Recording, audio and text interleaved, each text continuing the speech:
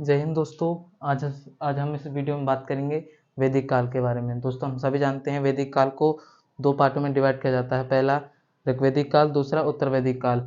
और उसका समय काल दोस्तों हम समझ लेते हैं वैदिक काल का। वैदिक काल का दोस्तों समय काल क्या है? 1500 BC से 1000 BC तक जो ऋग्वैदिक काल था वो रहा। उसके बाद दोस्तों 1000 BC से 600 BC तक, यानी कि ईसा पूर्व तक उत्तर वैदिक काल की रचना हुई। दोस्तों, जो 1500 BC और 1000 BC के आसपास ऋग्वैदिक काल की रचना हुई। दोस्तों, इसके ऋग्वैदिक काल में दोस्तों पहला हम सब जानते हैं ऋग्वेद है। और इसके कुल कितने मंडल हैं? 10 मंडल। और जो इसका 8वां मंडल है वो कर्ण ऋषि को समर्पित है। और जो 9वां मंडल है वो है दोस्तों सोमदेव को समर्पित। इसके अलग अलग समय काल दिए जाते हैं कि इस मंडल की रचना इस समय हुई। इसमें जो पहला और 10वां मंडल है वो नया मंडल कहा जाता है, यानी कि उसकी रचना बाद में हुई थी। इस तरीके से फिर दोस्तों इसके बाद जो कुल इसके अंदर कितने हैं सूक्त दोस्तों? 1017। ठीक है दोस्तों, इसके अंदर कुल कितने सूक्त हैं? 1017। और लगभग 1028 कुल मंत्र हैं जो इसके जो सूक्त दिए गए हैं अलग से। सॉरी दोस्तों, जो इसके अंदर जो सूक्त हैं 1017 है और 1028 इसके बाद में जोड़े गए, वो दोस्तों अलग से समझेंगे। इसके अंदर पहले 1017 थे और 100 फिर 1028 हो गए, उसके बारे में हम समझेंगे। ये अलग से जोड़े गए थे। और इसके अंदर कुल कितने मंत्र हैं दोस्तों? जो इसके अंदर जो कुल मंत्र है ना दोस्तों, ये 10,580 हैं। और लगभग जो 118 हैं वो दोहराए गए हैं, यानी कि कुल कितने हुए? 10,462 कुल मंत्र हैं ऋग्वैदिक काल में। ये वह ऋग्वैदिक काल है दोस्तों जिस समय जब सिंधु घाटी सभ्यता का अंत हुआ। हड़प्पा सभ्यता आई थी दोस्तों, उसका अंत हुआ 1900 BC के आसपास। आर्य आक्रमण होने लगे, नदी सूखने लगी, वनों की कटाई होने लगी, उस तरीके से हड़प्पा सभ्यता का अंत होने लगा। तो उसी समय ऋग्वैदिक काल आने लगा। लोग आज जिनको आर्य कहा जाता था उस समय। फिर दोस्तों ऋग्वैदिक काल हो गया, उसके अंदर पहले वेद की रचना हुई थी। क्या था दोस्तों? उसका नाम ऋग्वेद। दूसरा था दोस्तों यजुर्वेद। यजुर्वेद कौन सा दोस्तों? यजुर्वेद। यजुर्वेद में क्या है? इसके दो पार्टों में डिवाइड किया जाता है। शुक्ल पक्ष, एक तो था दोस्तों शुक्ल यजुर्वेद और दूसरा कृष्ण यजुर्वेद। आप इसको याद कर सकते हैं, जैसे महीने में 2 पक्ष आते हैं, शुक्ल पक्ष और कृष्ण पक्ष। तो इसी तरीके से इनके दो भागों में बांटा गया है। इसके अंदर किसके बारे में मिलता है वर्णन? जैसे यज्ञ हो गया, बलि हो गई, प्रथाएं जो हो गई उस समय, जैसे पुरुषों में यज्ञ हो गया, किसी पुरुष की बलि दी जाती थी।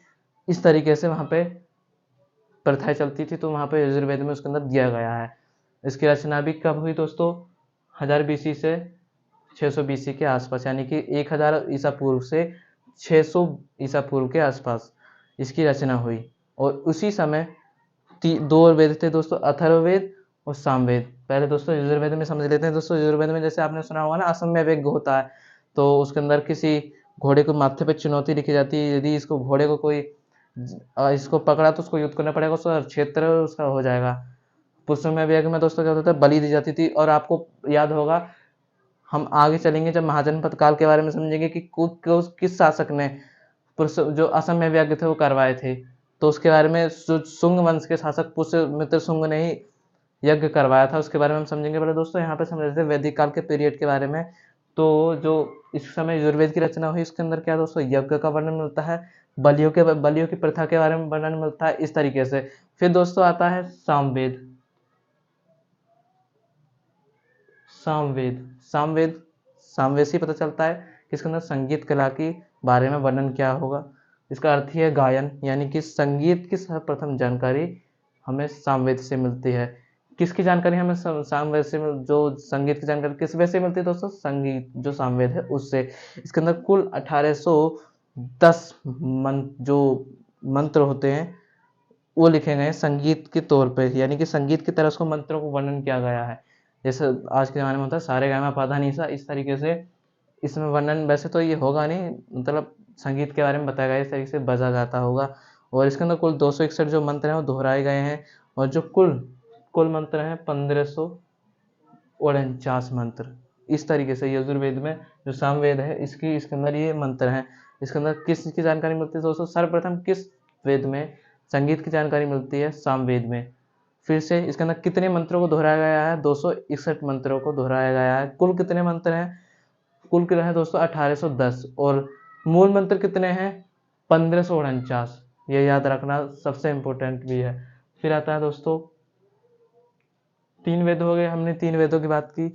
अब इसमें समझते हैं दोस्तों अथर्ववेद। अथर्ववेद, अथर्ववेद में इसकी रचना किसके द्वारा हुई? अथर्व ऋषि के द्वारा। इसके अंदर किस चीज़ के वर्णन है? जैसे मतलब उस समय क्या क्या होता था, जो भी प्रथाएं थी उसके बारे में उनका सूत्र निकालना। जैसे किसी की विवाह कराना है तो उस समय मंत्र दिए जाते थे। 1 मिनट दोस्तों, लाइट चली गई थी। समझ लेते हैं दोस्तों अथर्व ऋषि के बारे में। अथर्व ऋषि के बारे में हमने समझा क्या कि अथर्व ऋषि के द्वारा इन मंत्रों की रचना की गई। और इसके अंदर जो अथर्व ऋषि थे, जैसे झाड़ फूक हो गया, जादू टोने हो गए, भूत प्रेतों को भगाना हो गया, जो विवाह है वशीकरण करना मंत्रों के द्वारा, मतलब उसको बंदी बनाना, उस तरीके से इसके अंदर वर्णन किया गया है। तो दोस्तों हम दोबारा समझ लेते हैं वैदिक काल के बारे में। क्या है? वैदिक काल को 2 पार्टों में डिवाइड करता है, ऋग्वैदिक काल और उत्तर वैदिक काल। इसकी रचना के बारे में 1500 बीसी से 1000 बीसी के आसपास की इसकी रचना हुई दोस्तों ऋग्वैदिक काल की। उसके बाद उत्तर वैदिक काल आता है। उत्तर वैदिक काल की रचना किसके बीच हुई? 1000 बीसी से 600 बीसी के आसपास। और ऋग्वैदिक काल में कुल जो सूक्त हैं दोस्तों वो कितने हैं? 1028। और जो मंत्र हैं वो कितने हैं? 10,580। जो 118 मंत्र हैं वो हैं दोस्तों दोहराए गए हैं। तो यहाँ तक समझा दोस्तों। और 10,400 जो 62 मंत्र हैं वो मूल मंत्र हैं। सॉरी दोस्तों, लाइट बार बार जा रही है। तो दोस्तों दोबारा समझ लेते हैं क्या था अथर्व ऋषि के द्वारा इसकी अथर्ववेद की रचना की गई।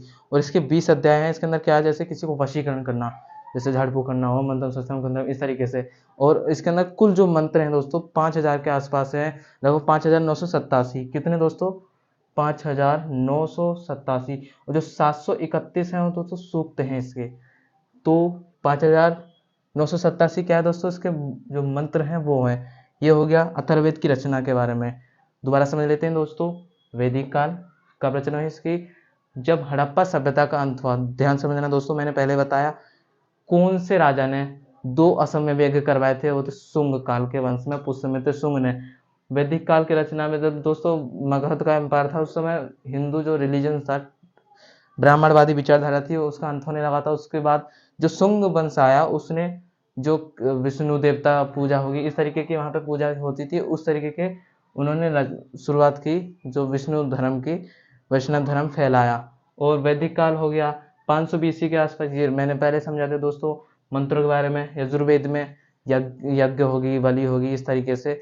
अथर्ववेद में वशीकरण करना, झाड़ फूक करना, जैसे ताबीज बनाना कि ये काम हो जाएगा वो काम हो जाएगा, इस तरीके से इसमें वर्णन में मिलता है। सामवेद में संगीत के बारे में दोस्तों इतना हो गया दोस्तों। अगले वीडियो में समझेंगे पूरा उसके इतिहास के बारे में। आज के लिए धन्यवाद। जय हिंद, जय भारत।